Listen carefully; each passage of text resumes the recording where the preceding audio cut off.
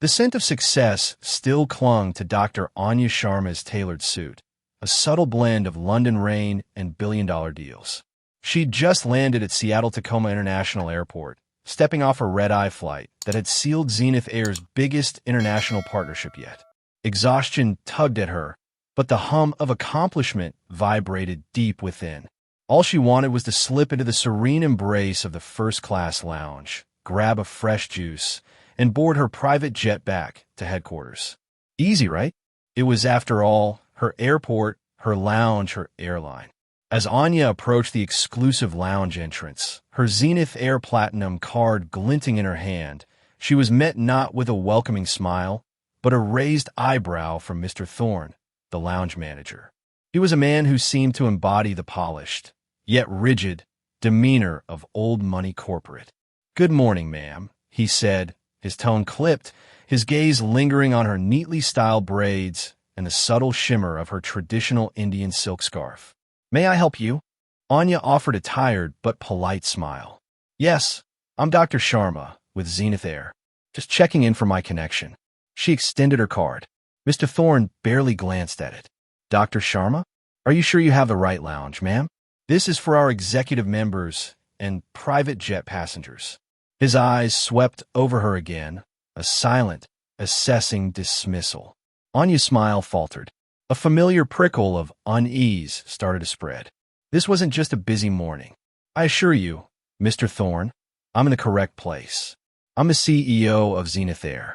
A snort escaped a flight attendant, Ms. Du Bois, who had just joined Mr. Thorne, her arms crossed, a disdainful look on her face.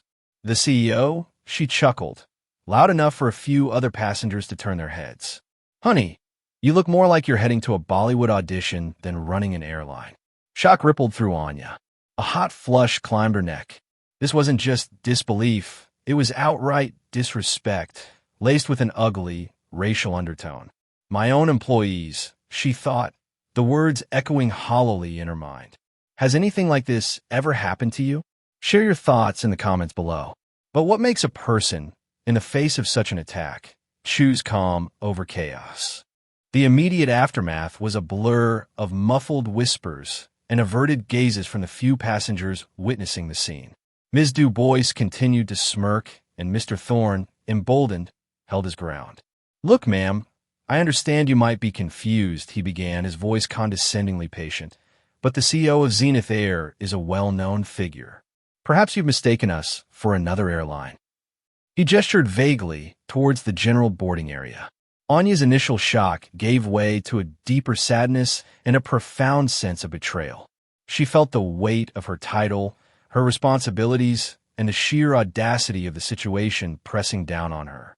Here she was, the architect of this very company's vision, being invalidated by the people who were supposed to embody its values. It was like watching a perfectly crafted building crumble from within.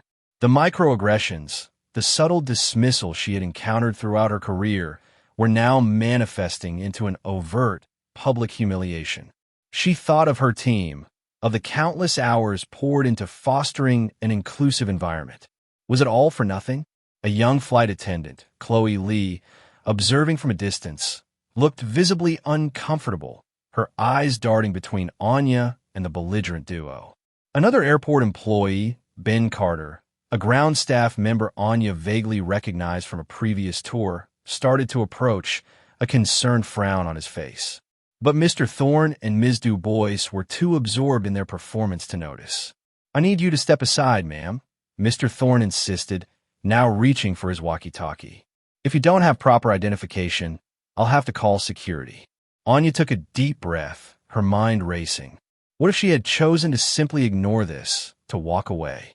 What would that have said about the culture she was building? It would have been a tacit acceptance of their prejudice. She couldn't do that. Not for herself, and certainly not for the thousands of employees who looked to Zenith Air for a fair and equitable workplace. She felt a wave of disappointment wash over her, not just for Mr. Thorne and Ms. Du Bois, but for the silent complicity that allowed such behavior to fester. What would you do if you found out your team wasn't living up to your company's values? As the dust settled on that initial shock, Anya knew she couldn't simply walk away. The true test of leadership was about to begin. Security? Anya's voice was low, but carried an undeniable authority that cut through the lounge's polite hum. That won't be necessary, Mr. Thorne. I'll handle security myself. She pulled out her phone, her fingers moving swiftly. She wasn't shaking, but a cold, clear focus had settled over her. This wasn't about her anger. It was about the integrity of Zenith Air. Her first call was to her brother, Ravi Sharma, Zenith Air COO. Ravi, she began, her voice steady. I need you to dispatch a full security detail to the first-class lounge at Seattle-Tacoma immediately. And then, I need you on my private jet pronto. We have a serious HR issue to address. Ravi, knowing Anya's tone well, didn't ask questions. On my way, he simply said. Next, a call to the head of global security, a former FBI agent known for his no-nonsense approach. I'm in the first-class lounge at Seattle-Tacoma. I need full surveillance footage from the last 15 minutes. And I need the lounge manager, a Mr. Thorne, and flight attendant Ms. Du Bois, escorted to my private jet, effective immediately. Do not allow them to speak to anyone. This part showcased Anya's resilience and resolve. Despite the emotional toll, her actions were driven by a sense of justice and a profound commitment to her company's values. Many might think a CEO would immediately fire someone in this situation. But Anya knew that true change required a deeper look, a systemic overhaul. She wasn't just reacting. She was strategically dismantling a problem. The quiet strength with which she gave these commands, her eyes never leaving Mr. Thorne and Ms. Du Bois, made the air crackle with unspoken power. The viewer should feel a sense of admiration for her composure and strength under pressure. True leaders don't just react, they strategically respond. What's one strategic decision you've had to make under pressure? With her plan in motion, the stage was set for a confrontation, not just of individuals, but of a broken system. Within minutes, the lounge doors opened, and a team of Zenith Air security personnel, led by Ravi, entered. The shift in atmosphere was immediate. Mr. Thorne and Ms. Du Bois's smug expressions evaporated, replaced by wide-eyed panic. Chloe Lee looked relieved, while Ben Carter nodded subtly in approval. On board Anya's sleek private jet, the tension was palpable. Mr. Thorne and Ms. Du Bois stood before Anya, Ravi, and Captain Evans, the pilot who had been scheduled to fly Anya's jet, but had remained passively silent during the lounge incident. Anya didn't shout. She didn't accuse. She simply stated facts, referencing the time-stamped security footage Ravi had brought with him. Mr. Thorne, Ms. Du Bois, she began, her voice calm but firm. The recordings clearly show your unprofessionalism and, more critically, your discriminatory behavior. Zenith Air has a zero-tolerance policy for racism and harassment. Your employment with Zenith Air is terminated effective immediately. She then turned to Captain Evans. Captain, your failure to intervene, to uphold the values of this company, is deeply concerning. You are suspended pending a full investigation into your conduct. The swift, decisive action left no room for argument. But Anya knew termination was only the first step. The real work began now. She launched a comprehensive cultural overhaul at Zenith Air.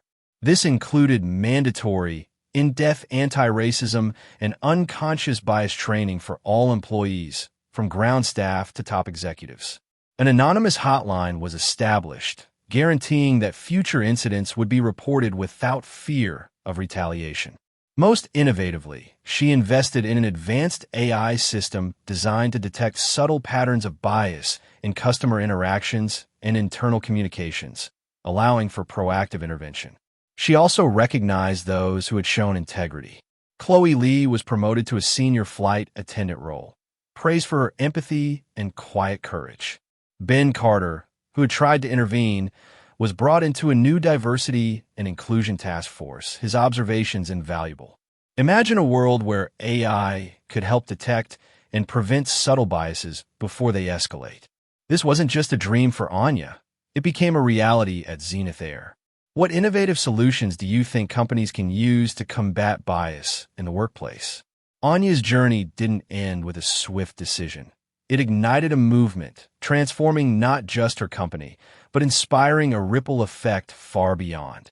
In the months that followed, Zenith Air wasn't just a leader in aviation. It became a beacon of ethics and equality. News of Dr. Anya Sharma's swift, principled actions spread like wildfire across the nation. Business schools began featuring Zenith Air's cultural transformation as a case study in ethical leadership. Other corporations, spurred by the public conversation, began reviewing their own internal policies, implementing similar training programs and anonymous reporting systems. Anya, once a quiet figure behind the scenes, found herself on national news, sharing her story, advocating for a more just and inclusive corporate world.